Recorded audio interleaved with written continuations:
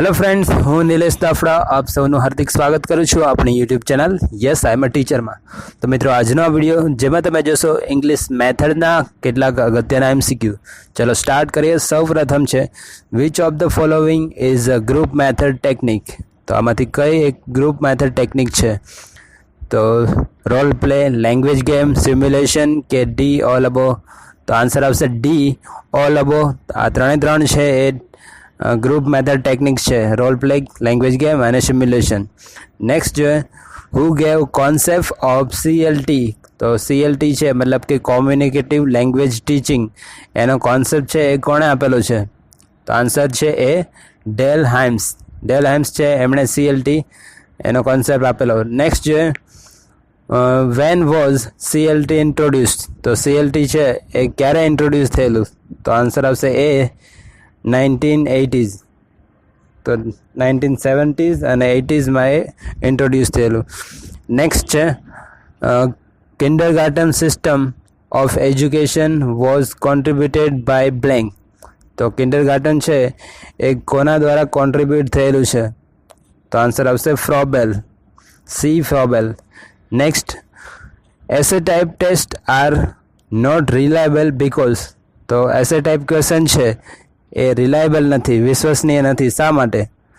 તો આન્સર આવશે એમાં C there checking is affected by examiners mood.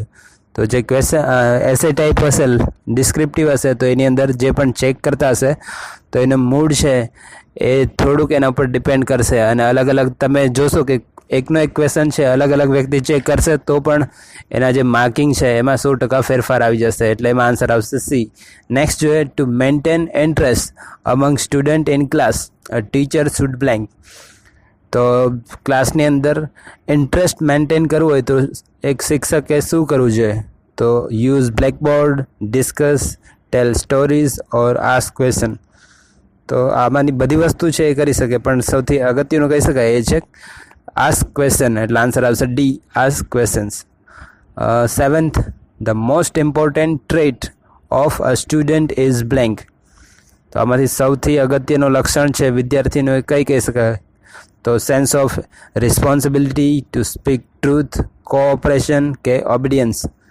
તો આન્સર આવશે ડી ઓબિડિયન્સ। તો આ બધા જ આન્સર છે એ સાચા જ છે, પણ સૌથી વધારે મહત્ત્વની કોઈ વસ્તુ હોય વિદ્યાર્થીની અંદર તો એ છે ઓબિડિયન્સ, મતલબ કે આજ્ઞાંકિત। Next teacher can develop social value among students by. તો ટીચર છે એ સ્ટુડન્ટની અંદર સોશિયલ વેલ્યુઝ છે એ કેવી રીતના ડેવલપ કરી શકે? તો telling about great people, developing sense of discipline, behaving ideally કે ટેલિંગ ધેમ ગુડ સ્ટોરીઝ? તો આ બધી બાબત છે એ સાચી જ છે, બધી વસ્તુથી આપણે એમની અંદર સોશિયલ વેલ્યુ એ જગાવી શકીએ, પરંતુ સૌથી વધારે મહત્ત્વની કોઈ વસ્તુ હોય તો એ છે બિહેવિંગ આઈડિયલી। તો વિદ્યાર્થીઓ આપણે શું કહીએ છીએ એના કરતાં આપણે શું કરીએ છીએ એના પર વધારે ફોકસ કરે છે, એટલે આપણે સારી રીતે વર્તન કરશું તો એ લોકો આપણું અનુકરણ કરશે અને એમની અંદર સોશિયલ વેલ્યુ છે એ ડેવલપ થશે, એટલે આન્સર આવશે સી। નેક્સ્ટ જોઈએ the logical starting point of any language teaching is blank. તો કોઈ પણ લેંગ્વેજ આપણે શીખવી હશે તો એનો લોજિકલ સ્ટાર્ટિંગ પોઈન્ટ શું છે? લિસનિંગ, રીડિંગ, રાઇટિંગ કે ગ્રામર? તો એકદમ આસાન છે, લિસનિંગ। આપણે કોઈ પણ લેંગ્વેજ છે શીખીએ છીએ તો સૌપ્રથમ સાંભળીએ, પછી બોલીએ, પછી વાંચીએ અને પછી લખીએ છીએ। Next and last one which is psychological method of teaching a language.